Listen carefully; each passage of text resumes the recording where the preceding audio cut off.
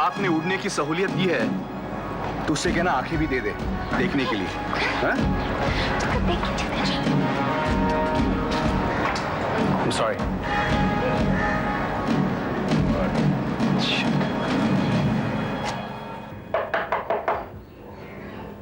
Yes?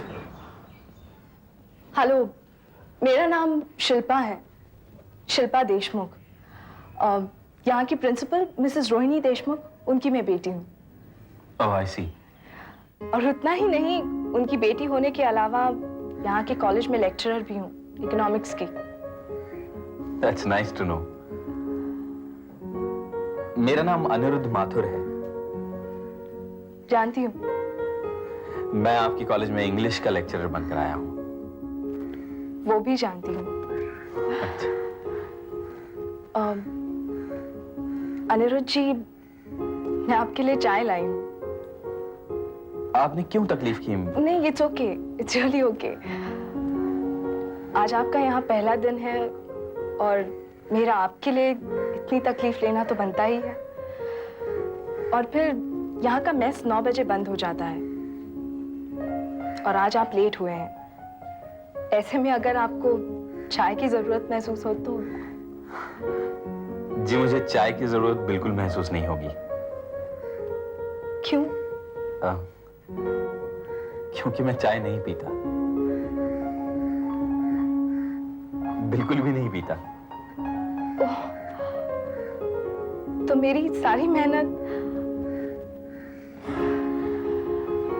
अब क्या करें यार? It's okay, it's really okay. ऐसा हो जाता है कभी कभी। आपकी क्लास है? जी।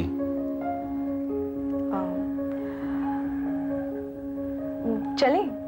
हाँ बिल्कुल।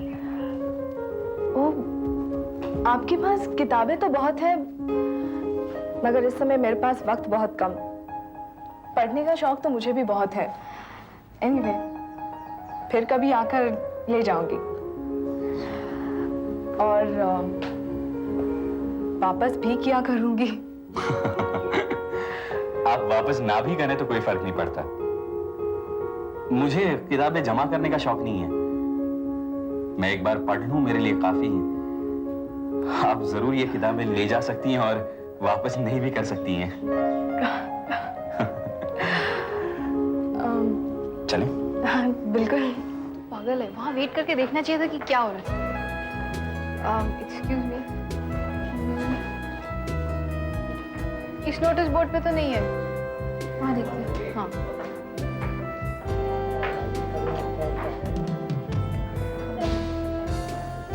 First period English, room number 11। चल आजा, यहाँ से आजा। यार राहुल, तू इतना डर डर के मत चल, किसी सीनियर के पास फंसवाएगा हमें। अरे यार, इसलिए तो मैं रूम नंबर 11 ढूंढ रहा हूँ। एक बार रूम नंबर 11 मिल जाए तो हम लोग वहाँ चुपचाप जाके बैठ जाए। यहाँ नहीं है यार, चल नीचे जाके देखते हैं। क्या है? आज क्लास का पहला दिन है कॉलेज का। Excuse me, yes ma'am. आप बताएंगे रूम नंबर 11 किधर है? Room number 11। आप बताइए, जहाँ बोलेंगे वहाँ बना देंगे रूम नंबर 11। क्यों, क्या ख्याल है? अरे मैडम, रूम नंबर 11 चाहिए? खुद भाग ले यार।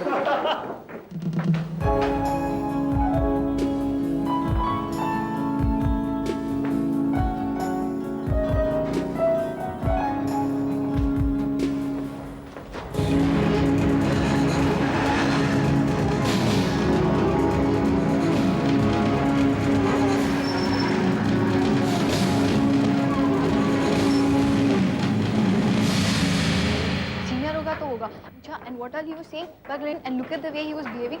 एक रूम नंबर 11 पूछा था ना, और किस तरह से। एक्सक्यूज मी जी, आज कॉलेज में मेरा पहला दिन है, आप बता सकते हैं रूम नंबर 11 कहाँ होगा? आप रूम नंबर 11 ढूंढ रहे हैं? जी हाँ। तो चलिए हमारे पीछे पीछे। अच्छा, तो आप भी, आपका भी आज पहला दिन है? जी। कमाल है, मैं तो सोच रहा था कि आप सीनियर हूँ। ऐसा ही होता है। दरअसल मेरी त्वचा से मेरी उम्र का पता ही नहीं चलता। वैसे भी मैंने आपको प्रोफेसर समझा था, स्टूडेंट नहीं।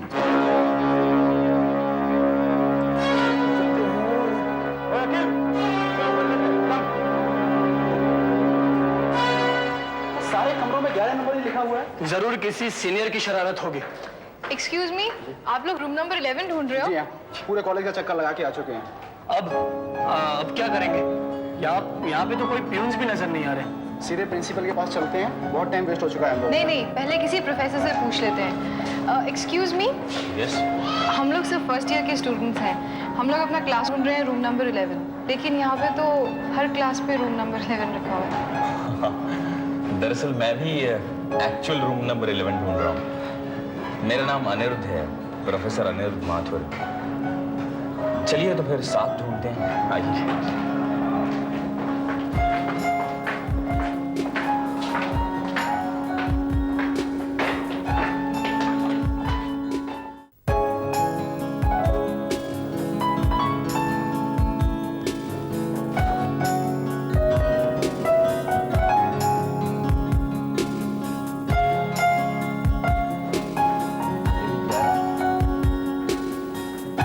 ये 9A और 11 है।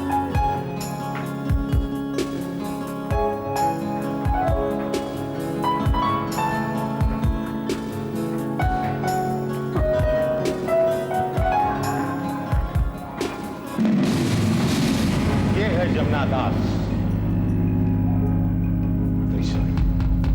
स्वर्गीय जमुना दास जी। सारी दुनिया इन्हें शिक्षा महर्षि के नाम से जानती है। हिंदुस्तान के हर बड़े बड़े शहर में इनकी बड़ी बड़ी फैक्ट्रीज हैं। ये सबसे बड़ी फैक्ट्री, जिसे हम कॉलेज कहते हैं, महाविद्यालय, हर साल पढ़े लिखे बेरोजगार नौजवानों को बनाने की फैक्ट्री, जिसका नाम है Jamuna Das ji college of art science and commerce. हाथ नीचे रखना। नॉर्मली आप तो जानते होंगे कि फैक्ट्रीज में पहले रॉ मटेरियल आता है, फिर उस रॉ मटेरियल पे प्रोसेसिंग होती है और उस रॉ मटेरियल को एक फिनिश प्रोडक्ट बनाते हैं, जिसकी मार्केट में बहुत डिमांड होती है। पर इस फैक्ट्री में कुछ भी ऐसा नहीं है। जो है वो सब उल्टा। हाथ ऊपर रखो। मगर इस फैक्ट्री में they transform us into a finished product, totally finished product, जिसकी मार्केट में कोई वैल्यू नहीं।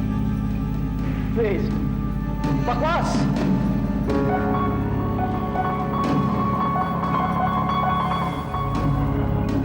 अब आप सबकी भी प्रोसेसिंग होगी, किसी को आर्ट्स, किसी को साइंस, किसी को मैथ्स, सबको अलग अलग मशीनों में डाल दिया जाएगा और उसके बाद आपके माथे पे एक ठप्पा लगा दिया जाएगा, ग्रेजुएट कर, और हाथों में पकड़ा दिया जाएगा एक कागज जिसका नाम होगा डिग्री। वो डिग्री जिसका फ्रेम बनाकर आप दीवारों में सिर्फ टांग सकते हैं। नहीं अखिल, और एक तरीका है, उस डिग्री की एक थाली बना सकते हैं और नौकरी के लिए भीख मांग सकते हैं। Hey, junior student, come. Junior student, क्या? Come on, get into line first. Bike की लाइन में रहो बस। Hey, ज़्यादा ओवर स्मार्ट मत बन। कौन के नीचे ढोलक बजवाऊंगा? चल। तू कौन है बे? हैं? लाइन में खड़ा हो जा, समझा? और सुन, 5 मीटर, 6 मीटर को सीनियर के, समझा तू? नाम मिला? तो सीनियर हुआ तो क्या एहसान किया क्या मेरे पे? नहीं खड़ा रहूंगा लाइन में, नहीं खड़ा रहूंगा। तू मेरे से पहले कॉलेज में आया, ये तेरे माँ बाप का क्रेडिट है। तूने कौन सी टोप चलाई है? नहीं खड़ा रहूंगा, क्या कर लेगा? काफी बदतमीज लड़का है यार। दे दे।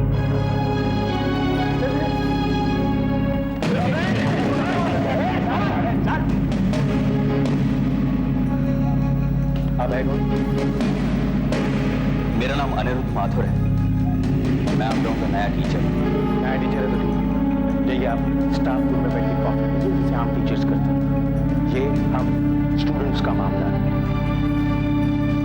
और इसे हम देखेंगे। हाँ, मैं भी देखूंगा। मैं आप लोगों को हाथ उठाने नहीं दूंगा। आप अपनी क्लास में चलिए, चलिए प्लीज।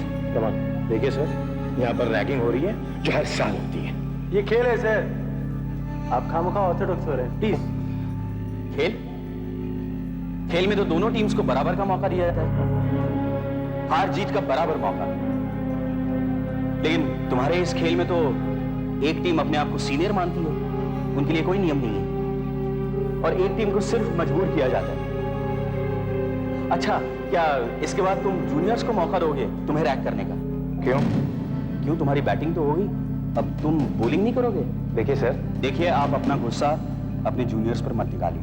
देखिए सर, सालों से ये चलता आ रहा है, हमारे सीनियर्स ने हमारे साथ रैगिंग की, हम इनके साथ कर रहे हैं, कल चलकर ये अपने जूनियर स्टूडेंट्स के साथ करेंगे। चल में कौन बोला?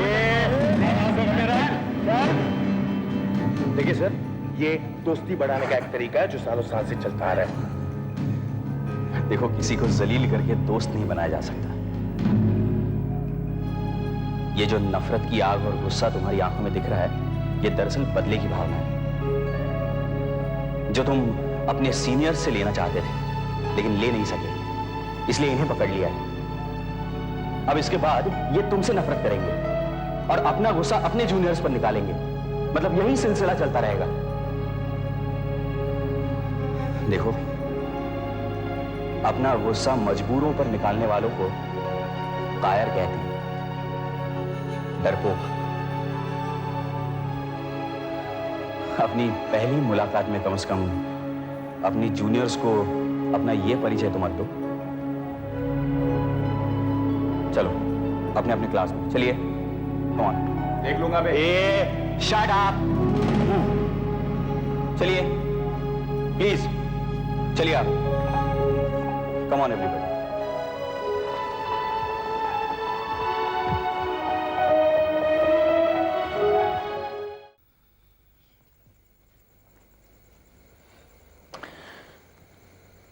तुम अभी नई हो शिल्पा, तुम कुछ नहीं जानती कॉलेज चलाना क्या होता है। कल का स्टूडेंट्स रिएक्ट करेंगे।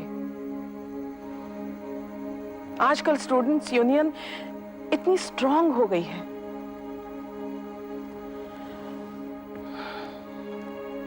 कॉलेज की सोसाइटी मीटिंग में सवाल उठेंगे।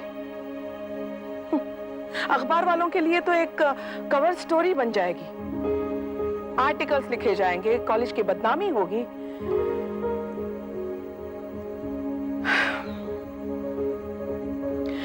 मैं उसके हिम्मत की दाद देती हूं शिल्पा, मगर इस तरह जोश में आकर कुछ हासिल नहीं होगा। डिसिप्लिन एक दिन में नहीं आता। इस तरह डायरेक्ट एक्शन लेने से क्या होगा सिवाय माहौल में तनाव पैदा होने के।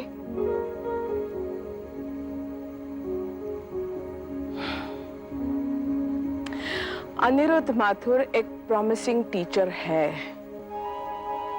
उसका भविष्य बहुत अच्छा है, मगर इस तरह आदर्शवाद में आकर वो अपना भविष्य बर्बाद कर रहा है। मामा, इसका मतलब ऐसे काम सिर्फ उन लोगों को करने चाहिए जिनका कोई भविष्य ना हो, कोई अस्तित्व ही ना हो। शिल्पा, अगर ऐसे काम करना, एक नई दुनिया बनाना ही अनिरुद्ध का करियर, उसका मकसद हो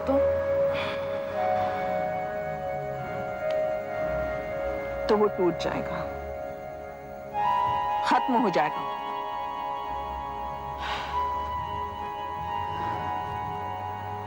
शायद,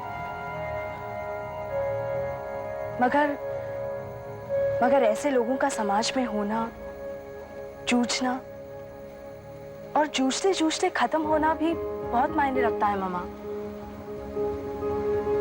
आखिर कोई तो है जो रोशनी की तरफ चल पड़ा है, जो खुद से ज्यादा अपने वजूद के लिए जी रहा है।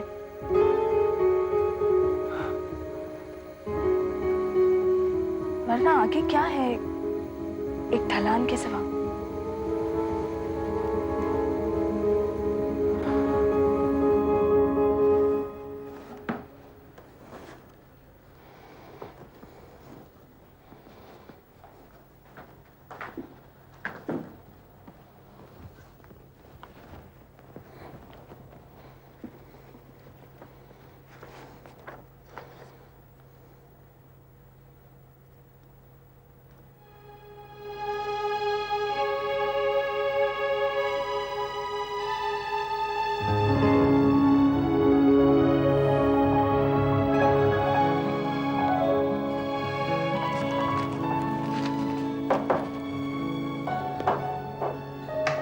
बैठो।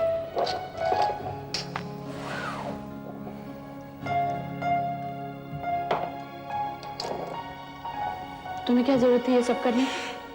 धीरे ना।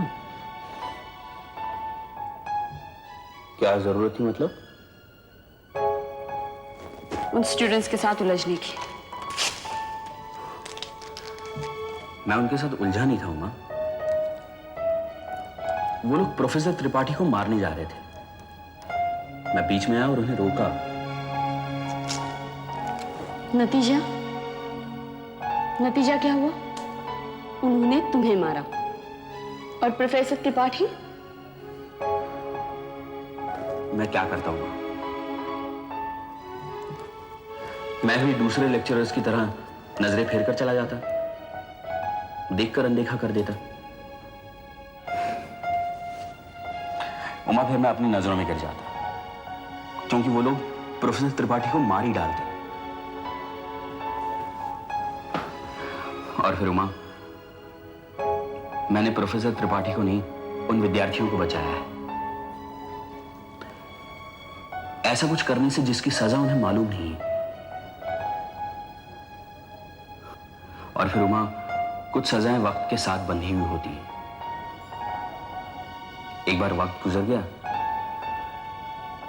फिर लाख जुर्माना भी भर दो, वो सजा भुगतनी पड़ती है। सर, आपको प्रिंसिपल साहब ने घर पे बुलाया। तुम चलो, मैं अभी आता हूं।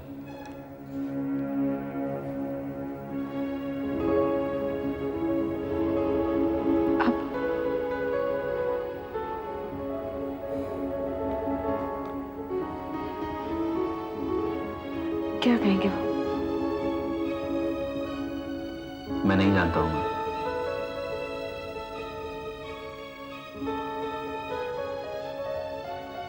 तुम्हें नौकरी से निकाल देंगे?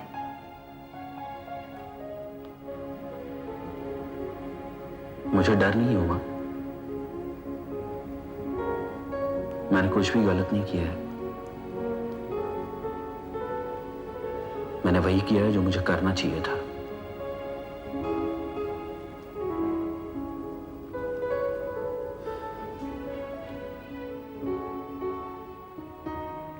अनिरुद्ध, मैंने हमेशा तुम्हारे उसूलों के लिए, तुम्हारे आदर्शों के लिए तुम्हें चाहा है। तुम्हारे सिद्धांतों की वजह से तुम्हारी इज्जत की है मैंने। तुम्हारे अंदर की इंसानियत को पूजा है मैंने।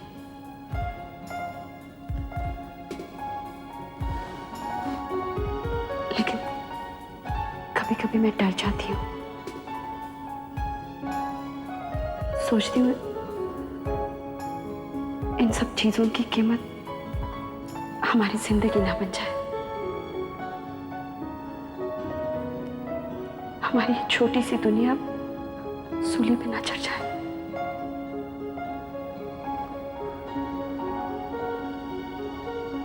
ऐसा कुछ नहीं होगा उमा।